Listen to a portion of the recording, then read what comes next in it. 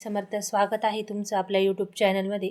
आज मी तुम्हाला अक्षय तृतीयेचा अक्षय कलश कसा स्थापन करतात हे दाखवणार आहे। तर मी इथं पूजा मांडून घेतलेली आहे। तुम्हाला अक्षय तृतीयेच्या दिवशी अशीच पूजा करायची आहे। काय करायचं, एक तांब्याचा असा कलश घ्यायचा आहे, त्यात तुम्हाला तांदूळ भरायचे आहे। त्यानंतर समोर गणपती आहे, त्यानंतर माता लक्ष्मीची सुपारी स्थापन केलेली आहे आणि त्यानंतर मी श्रीयंत्र ठेवलेला आहे। जर तुमच्याकडे अशी लक्ष्मीची मूर्ती नसेल तर असा शिक्का जरी असला, हा मी व्हिडिओ दाखवते तुम्हाला, हा असा शिक्का सुद्धा तुम्ही पूजेमध्ये ठेवू शकता। आणि नसेलच तर सुपारी ठेवा। श्रीयंत्र तुमच्याकडे कोणतंही असेल तर ठेवा आणि श्रीयंत्र नसलं तर तुम्ही सुपारी श्रीयंत्राची म्हणूनही पूजा करू शकता। तर तुम्हाला सर्वप्रथम काय करायचं आहे, काही सेवा करायच्या आहे आपल्याला कलश स्थापन करण्यापूर्वी। त्या सेवा कोणत्या कोणत्या आहे ते सांगते। आधी तुम्हाला दीप लावून घ्यायचा आहे, त्यानंतर तुम्हाला धूप लावायचा आहे। ज्या दिवशी तुम्हाला सेवा करायची आहे ना, त्या दिवशी अक्षय तृतीयेच्या दिवशी तुम्ही दिवसभरातून कधीही ही सेवा करू शकता। अगदी सकाळी नाही जमलं तर संध्याकाळी प्रदोष काळातही ही सेवा केली तर चालेल। मी धूप आणि दीप लावून घेतलेला आहे।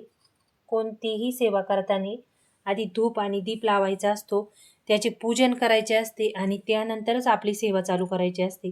तर मी इथं दीप पूजन करते, त्यानंतर धूप लावून घेते आणि एक फूल इथं मी दिव्याला अर्पण केलेलं आहे। आता त्यानंतर तुम्हाला सर्वप्रथम काय करायचं आहे, तर गणपती अथर्व शीर्षाचा अभिषेक करायचा आहे। आता मी तुम्हाला फक्त पूजा दाखवत आहे ना, त्यामुळे मी अभिषेक नाही करत आहे।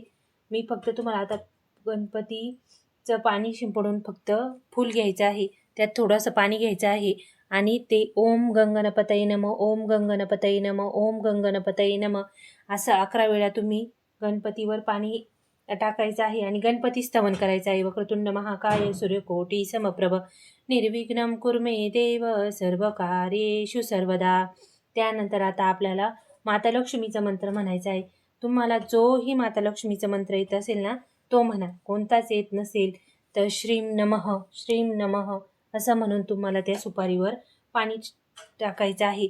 जेणेकरून आपण आवाहन करत असतो कोणत्याही कार्याच्या आरंभी आधी गणपतीचं आवाहन, त्यानंतर आपण लक्ष्मीचं आवाहन केलेलं आहे। पण लक्ष्मी माता तिथेच असते जिथे नारायण असतात, त्यामुळे तुम्ही विष्णू गायत्री मंत्र म्हणायचा आहे आणि ओम नमो भगवते वासुदेवाय हा मंत्रही म्हणायचा आहे। तुम्हाला ह्या दिवशी जितकी जमेल तितकी नारायण आणि माता लक्ष्मीची पूजा करायची आहे। तुमच्याकडे तो जर असा फोटो असेल तर तोही तुम्ही पूजेमध्ये ठेवा। माझ्याकडे आहे, मी दाखवते आहे तुम्हाला। हा लक्ष्मीनारायणाचा फोटो आहे। हा तुमच्याकडे कोणताही असेल लक्ष्मीनारायणाचा फोटो, त्या दिवशी तोही तुम्हाला इथे स्थापन करायचा आहे। त्याची पण पूजा करून घ्यायची आहे, त्याला पण फूल धूप दीप दाखवून घ्यायचा आहे आणि त्यानंतर आपल्या पूजेला सुरुवात करायची आहे। तर तुमच्याकडे नसेल तर नका ठेवू, असला तर अवश्य ठेवा। कारण ह्या दिवशी लक्ष्मीनारायणाची पूजा केल्यानंतर तुमच्या घरामध्ये अखंड लक्ष्मीचा वास राहतो। अक्षय तृतीयेच्या दिवशी तुम्ही जी सेवा उपाय करशाल ते अक्षय तुमच्या घरात अखंड टिकून राहतात पिढ्यानपिढ्या। म्हणून काही घरांमध्ये अक्षय तृतीयेच्या दिवशी दान अवश्य केलं जातं, कारण तुम्ही त्या दिवशी केलेलं दान हे चिरकाल राहतं, अक्षय राहतं, ते कधीही खंड पडत नाही किंवा संपत नाही। म्हणून तुम्ही हा कलश अक्षय तृतीयेच्या दिवशी नक्की भरून ठेवा। ज्या घरामध्ये अन्नधान्याची कमतरता येते किंवा लक्ष्मी स्थिर राहत नाही, पैसे येतात पण टिकत नाही, त्यांनी तर हा कलश नक्की भरून ठेवा। त्या कलशाला भरण्यासाठी तुम्हाला काय करायचं आहे, इथं मी कलश भरून ठेवलेला आहे आधीच, तो तुम्हाला पूर्ण तांदळाने भरून ठेवायचा आहे, मी व्हिडिओ दाखवते तसा।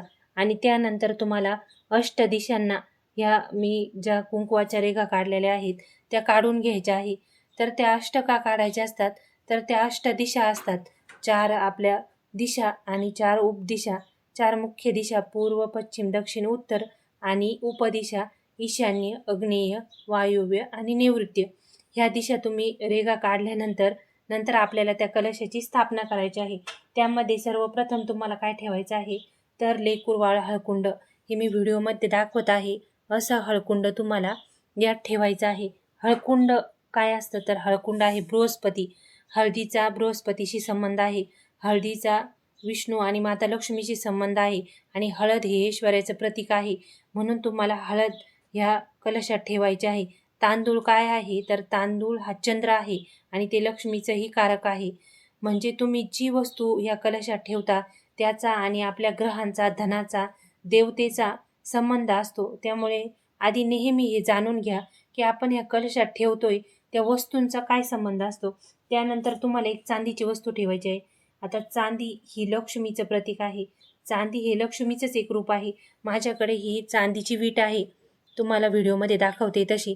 तुमच्याकडे चांदीची कोणतीही वस्तू असेल तर ती ठेवा, नसली तर नाही ठेवली तरीही चालेल. तर मी ही वीट ठेवते. त्यानंतर तुम्हाला ठेवायचं आहे 1 रुपयाचं नाणं, जे रुपया ही लक्ष्मीचं प्रतीक आहे. तर हे रुपयाचं नाणं मी तुम्हाला दाखवते. हेही मी ह्या कलशात ठेवत आहे. त्यानंतर आता तुम्हाला काय ठेवायचं आहे, ही कवडी, ही जी कवडी दाखवते ही पांढरी आणि तिच्या पाठीमागून ही पिवळं असतं. ही कवडी माता लक्ष्मीला, आई तुळजाभवानीला आणि माता पार्वती ह्या सगळ्यांना ही कवडी खूप प्रिय आहे. तर ही कवडी ही मी त्यात ठेवत आहे. अशा 5 वस्तू तुम्हाला यात ठेवायच्या आहे. त्यानंतर तुम्हाला ठेवायचं आहे कमळगट्टा. कमळगट्ट्याचं माता लक्ष्मीला खूप खूप प्रिय आहे. आपण ज्या वेळेला दिवाळीच्या वेळेस सेवा करतो लक्ष्मी प्राप्तीसाठी, त्यावेळेलाही आपण ह्या कमळगट्ट्यावर लक्ष्मीचा मंत्र म्हणून याचं हवन करतो. तर हे खूप पॉवरफुल आहे हा कमळगट्टा, कारण माता लक्ष्मी ही कमलावरच वास करते. तर हा असा कमळगट्टा असतो, मी तुम्हाला व्हिडिओमध्ये दाखवते. असा कमळगट्ट्याचं मणी तुम्ही यात ठेवायचा आहे. आता यानंतर तुम्ही काय करायचं आहे, ह्या कलशाला तुम्ही धूप दीप दाखवून घ्यायचा आहे. मी व्हिडिओत दाखवते तसं धूप आणि दीप दाखवून घ्यायचा आहे. त्यानंतर तुम्हाला याला फुल अर्पण करायचं आहे आणि म्हटला तरी चालेल. आणि कोणताच येत नसेल ना, तर ओम महालक्ष्मी नमः, ओम महालक्ष्मी नमः किंवा ओम श्रीम नमः ह्या मंत्राचा जप करायचा आहे. त्यानंतर ह्या कलशावर ठेवल्यानंतर तुम्हाला याच्यावर काही सेवा करायच्या आहे. त्या कोणत्या आहे ते सांगते.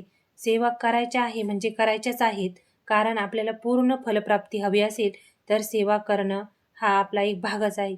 सेवा कोणत्या करायच्या आहेत तेही मी सांगते. 16 वेळा आपल्याला श्रीसूक्तमचा पाठ करायचा आहे. तुम्हाला जर संस्कृत श्रीसूक्तम येत असेल तर ते म्हणा, प्राकृत येत असेल तर ते म्हणा. 16 वेळा श्रीसूक्त म्हणायचं आहे. त्यानंतर 1 वेळ तुम्हाला पुरुष सूक्त म्हणायचं आहे. त्यानंतर तुम्हाला विष्णू गायत्री मंत्र म्हणायचा आहे. जमलंच तर या दिवशी विष्णू सहस्रनाम पाठ नक्की करा, अगदी फलदायी आहे हे. आणि 1 वेळ व्यंकटेश स्तोत्र म्हणा. व्यंकटेश स्तोत्र हे धनासंबंधी कोणत्याही प्रश्नावर उत्तर आहे. तर तुम्ही 1 वेळा, 21 वेळा, 11 वेळा, 3 वेळा तुम्हाला जसं जमेल ना तसं या कलशावर ही सेवा तुम्हाला नक्की करायची आहे. आता हा कलश भरल्यानंतर काय करायचं आहे, तर हा कलश तुम्हाला दिवसभर, ज्या दिवशी तुम्ही भरणार आहात अक्षय तृतीयेच्या दिवशी, त्या दिवशी तुम्हाला दिवसभर हा कलश असाच ठेवायचा आहे. त्यानंतर दुसऱ्या दिवशी तो कलश तुम्हाला पूजा करून तो एका लाल लाल कापडाने बांधून आणि नंतर तुम्हाला हा आपल्या धनस्थानात ठेवायचा आहे. धनस्थान म्हणजे तुमच्या तिजोरीमध्ये. आता काही म्हणतील आमच्याकडे तिजोरीच नाही तर कुठं ठेवायचा, तर जिथे कपाटात किंवा अशा ठिकाणी जिथे तुम्ही पैसे ठेवता, कितीही रक्कम असतील तुमची, ती ठेवताना तिथे तुम्ही ठेवायचं आहे. मी व्हिडिओमध्ये दाखवते असा लाल किंवा पिवळ्या वस्त्रानं तुम्हाला हा कलश असा बंद करायचा आहे आणि नंतर हा कलश तुम्हाला तुमच्या धनस्थानात स्थापित करायचा आहे.